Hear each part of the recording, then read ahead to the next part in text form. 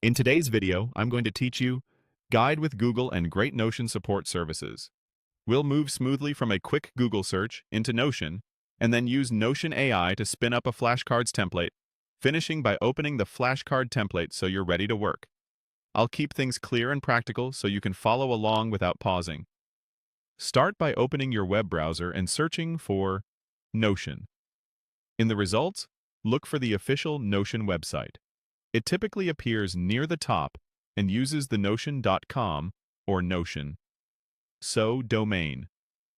This helps you avoid any misleading links or ads that might look similar. Click through to the official site to continue. Once the Notion homepage loads, find and click the Login button, usually located at the top right.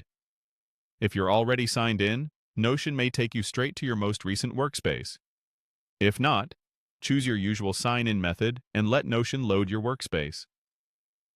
After you're in, take a second to confirm you're in the correct workspace, especially if you belong to more than one. This ensures the content you create lands in the right place. With your workspace open, access Notion AI. You'll see an option to open the AI assistant within a page or from the Notion interface. Click into it, then type the prompt exactly as needed. Build a Notion flashcards template. Keep the wording clear and direct so the assistant knows you want a reusable setup, not just a single list of terms.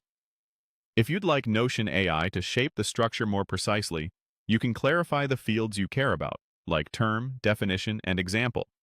But the key is to request a flashcards template.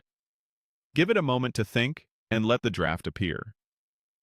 When Notion AI presents the result, look for the flashcard template option and click Flashcard Template. This opens a ready-made layout designed for studying and spaced review workflows. You'll see a simple structure you can adapt to your subject. At this stage, scan the properties, views, and sample content so you understand how cards are organized and how you'll add your own material. If anything looks off, you can adjust headings, tweak properties, or rename the page to match your project, but the essential template is already in place. That's it.